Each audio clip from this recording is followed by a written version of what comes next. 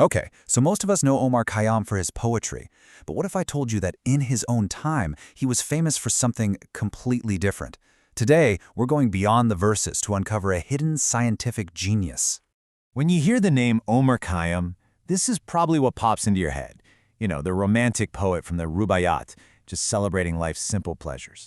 His words have captivated people for centuries, painting this picture of a man just lost in thought about love, destiny, and the passing of time. But that image, as beautiful as it is really only half the picture. Actually, it's not even half.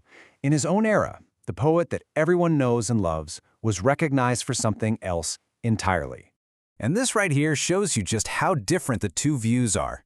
While the Victorian West fell in love with the poet of the Rubaiyat, his own contemporaries back in 11th century Persia called him Hujjat al-Haq, which means proof of the truth.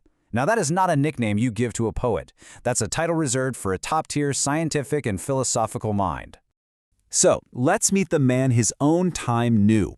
Omar Khayyam was living right in the middle of the Islamic Golden Age, a time when Persian civilization was basically the world's hub for scientific discovery.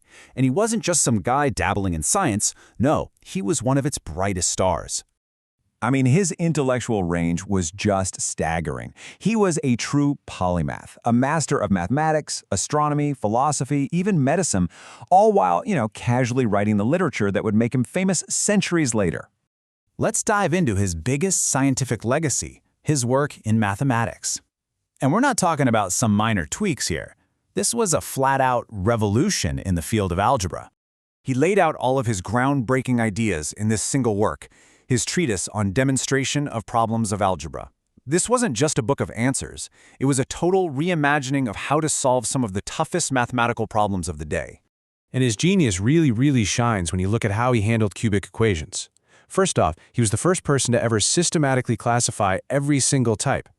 Then, since modern algebraic notation wasn't a thing yet, he came up with this brilliant workaround, solving them visually, by finding where geometric shapes like circles and parabolas intersect. By linking algebra and geometry like this, he was literally laying the foundation for what would eventually become analytic geometry. Just to put that into perspective for you, his methods came before the work of René Descartes, the famous father of modern philosophy and a giant of the scientific revolution, by more than 500 years. Khayyam was just centuries ahead of everybody else. And his mathematical genius wasn't just for theory. He took that skill and pointed it towards the heavens, and the results he got in astronomy were just as mind-blowing. So, back in 1079, the Sultan Malik Shah basically hired Khayyam to create a new calendar. The result was the Jalali calendar. Now get this, the Gregorian calendar, the one that most of the world uses today, wasn't created until almost 500 years later. And Khayyam's calendar is still more accurate. The precision he achieved in the 11th century is just wow. And this wasn't just some academic project that got filed away. His work has a real, lasting legacy. The Jalali calendar is so incredibly accurate that it's still the basis for the modern Iranian calendar, which millions of people use to this day. Okay, so all of this brings up a pretty big question, right? If he was such a monumental figure in science, why do most of us only know him for a book of poems?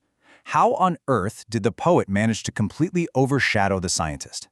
Well, the answer really comes down to this timeline. You see, his scientific work was famous in his lifetime, but then there is this massive gap. We're talking over 700 years. It wasn't until 1859 that an English translator named Edward Fitzgerald published his version of the Rubaiyat. And that one book changed everything. Fitzgerald's translation basically landed at the perfect time in Victorian England. People were fascinated with the exotic East, and the book's ideas about questioning faith, dealing with mortality, and just living for the moment, it all really resonated with a society that was going through huge changes of its own. The poem became a massive hit, and this new identity for Khayyam, the poet, got locked into place in the Western world. But here's the thing. Maybe the biggest mistake we make is trying to pick one over the other, Khayyam the scientist versus Khayyam the poet. Because in his world, they were never two separate things. He was part of this amazing intellectual tradition that saw zero conflict between them. And that ideal was the scholar-poet. See, in classical Persian culture, you didn't have these walls between art and science. Mathematics and poetry were just seen as two different languages you could use to explore the big questions about the universe. When you really think about it, the same deep, skeptical curiosity that made him question everything in his poems was the exact same engine that drove him to solve problems in algebra and astronomy. It all came from the same brilliant, questioning mind. And he wasn't some kind of outlier. He was standing on the shoulders of, and next to, other giants of the Islamic Golden Age, people like Avicenna and Al-Biruni, who also just seamlessly blended hard science with philosophy and art. Khayyam wasn't the exception. He was the perfect example of this incredible, holistic way of thinking. So, now that we've kind of pieced together both sides of his life, what's the real lesson here? What's the big takeaway from the full story of Omar Khayyam? I think it's this. Seeing him as just the poet of the Rubaiyat means we're missing half of who he was. The real Omar Khayyam was a bridge. He was this towering figure who connected the logical world of numbers with the beautiful world of metaphors, and the real world of observation with the limitless world of the imagination. And that kind of leaves us with a final thought to chew on. In our world where everything is so specialized, his story really challenges us. Who are the integrated thinkers of our time? And maybe more importantly, what can we all learn from a mind that simply refused to believe that a wall should ever exist between art and science?